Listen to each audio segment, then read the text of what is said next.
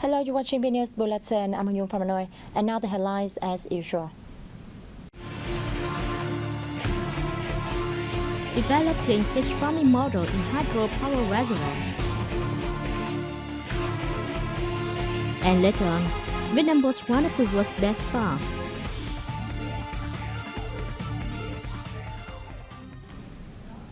Let's begin the bulletin with the most prominent events of the week from October 10 to October 16. Vietnam was elected to the United Nations Human Rights Council for the 2023-2025 tenure on October the 11th at the 77th session of the UN General Assembly in New York. It is the second time Vietnam has been elected to the UN Council. It showed the trust and recognition from the international community of the country's commitments to the protection of human rights. With the seat, Vietnam will have the opportunity to make more contributions to the UN job.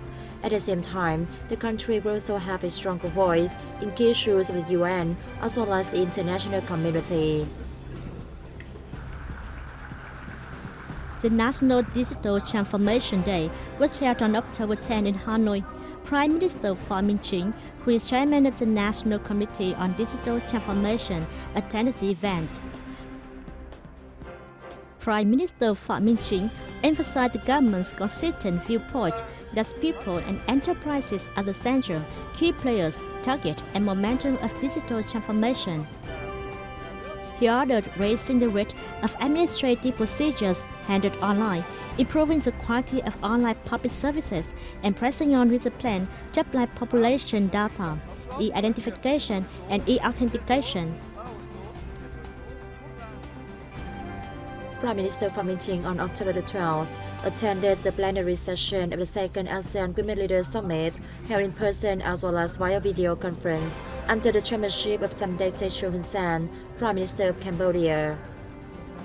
Speaking at the conference, Prime Minister Chính said Vietnam has considered gender equality and women's empowerment as priorities, aiming to promote women's business potential and urging them to contribute to an increasingly sustainable, inclusive, and resilient future of the region and the world.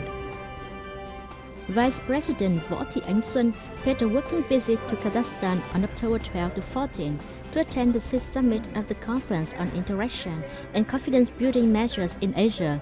Addressing the conference held on October 13, the Vice President highlighted major policies of the party and state and socio-economic achievements of Vietnam, as well as the country's contributions to the settlement of regional and international issues.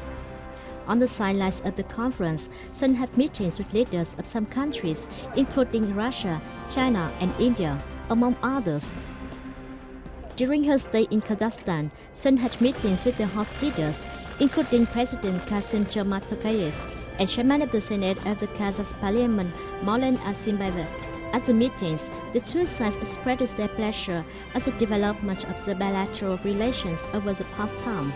They also agreed to further the ties via boosting the exchange of delegations and increasing economic, trade and investment relations. Earlier, on October 9 to 11, Vice President Võ Thị Ánh Xuân also paid an official visit to Croatia. At the meetings between Xuân and the host leaders, the two sides expressed their appreciation over the long-term relationship. President Zoran Milanovic said, Croatia is ready to share its experience in sustainable agriculture with Vietnam. Meanwhile, Deputy Speaker of the Croatian Parliament, Ante Sanader, said, the Vietnamese delegation's visit is an opportunity for Croatia to strengthen its relations with Vietnam. Both sides agreed to consider the early signing of a cooperation agreement between their parliaments and the possibility of establishing their friendship parliamentarians groups.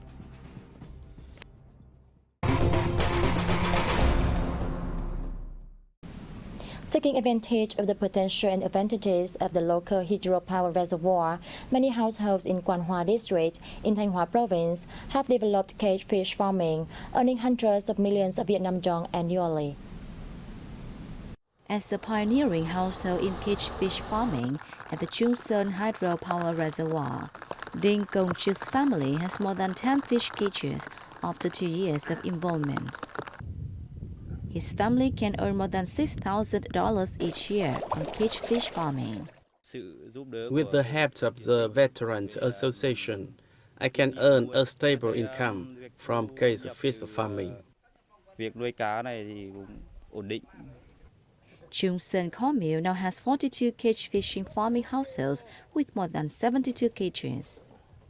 The development of cage fish farming on the reservoir bed has created jobs for many people in the Highlands commune, and their products are sold inside and outside of the district, bringing in a stable source of income. According to calculations, a household raising fish in cages earns on average more than $6,000 a year.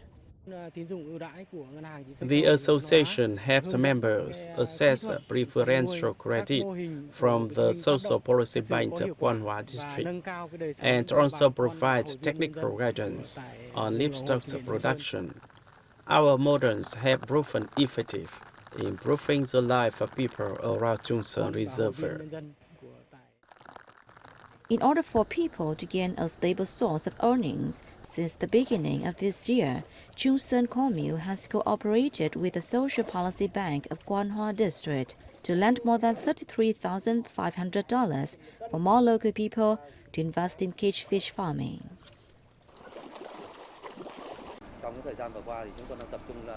We established the Chung Sơn Veterans Aquaculture Cooperative to promote case fish farming on Chung Sơn Hydropower Reservoir. Output is more than 20 tons a year, with an annual net income of more than $6,000 per household. The Chung Sơn Hydropower Reservoir has a gigantic surface area and a good water environment.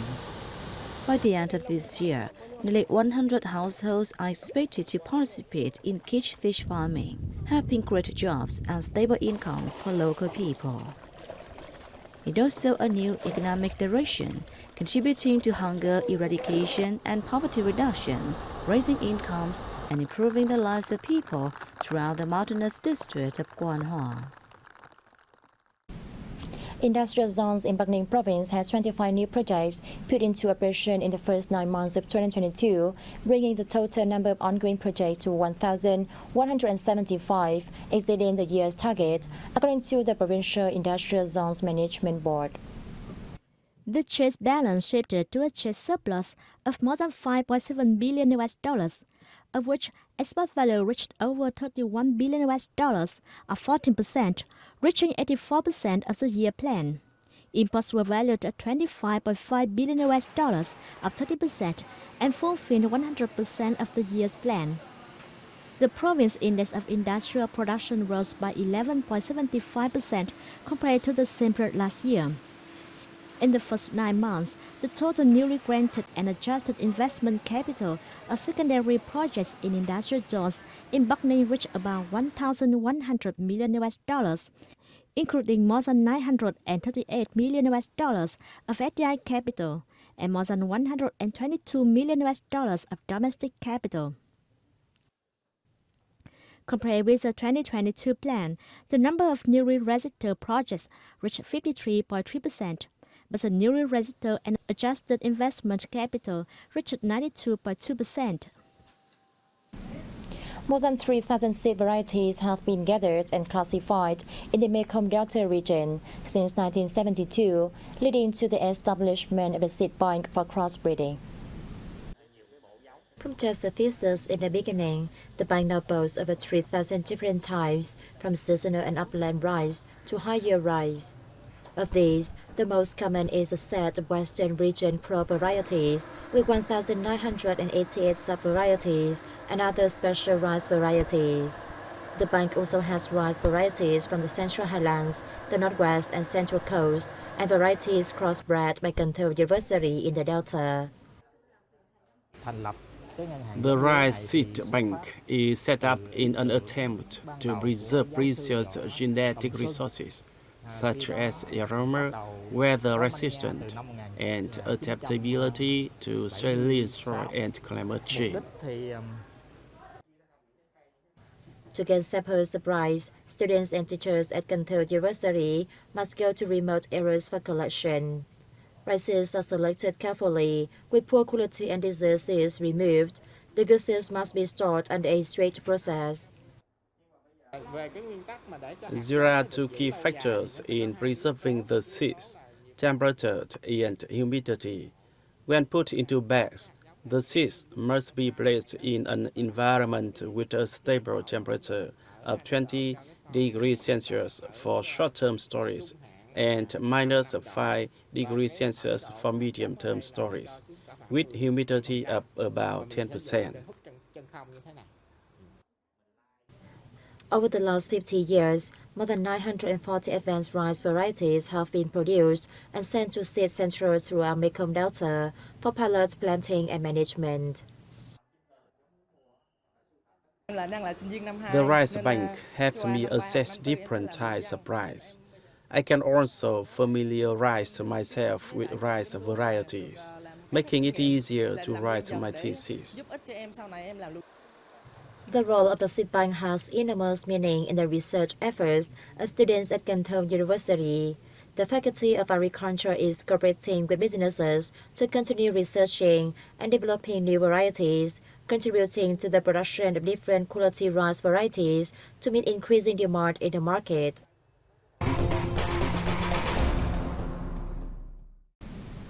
Ho Chi Minh City has topped the list of destinations with highest number of tourists in the year to date and was followed by Hanoi and Thanh Hóa province.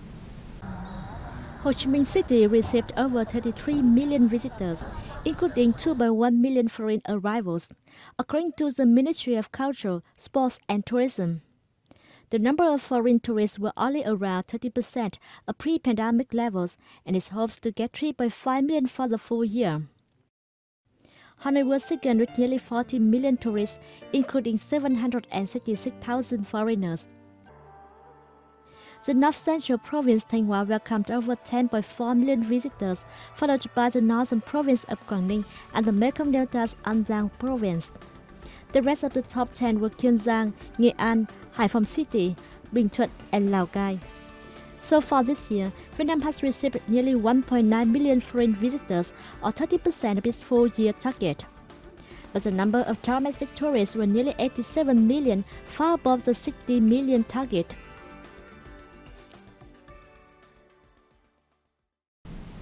The Central Province of Quảng Nam welcomed over 4.3 million tourists in the first 9 months of 2022, up 13 times again the same time last year. The impressive growth came as a result of the locality's efforts to diversify tourism promotion activities, as Quảng Nam is the host of the 2022 National Tourism Year, theme Quảng Nam a Green Tourism Destination. Of the tourists, the Central Province, which is home to charming Hội An Asian Town, served for 411,000 foreign visitors. The number of foreign arrivals grew by 26-fold in comparison with the same period last year. In addition, the province had also developed green tourism destinations besides optimizing advantages of the two World Heritage Sites, namely Hội An Ancient Trees and Mỹ Sơn Relics. The province targets to greet 4.2 million domestic tourists and earn revenues of $263 million in 2022. It hopes to welcome some 12 million visitors until 2025. The spa at Regent Phu Quoc on Phu Quoc Island was voted the world's best new resort spa at this year's World Spa Awards.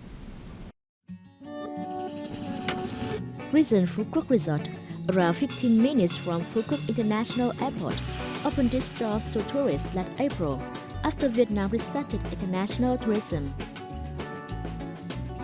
It features 302 suites and villas, 6 restaurants and bars, swimming pools overlooking Long Beach next to a World Biosphere Reserve.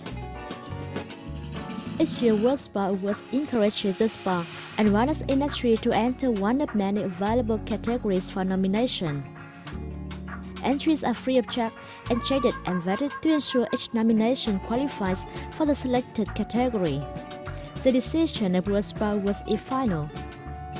Vietnam was voted Asia's best spa destination at the awards this year.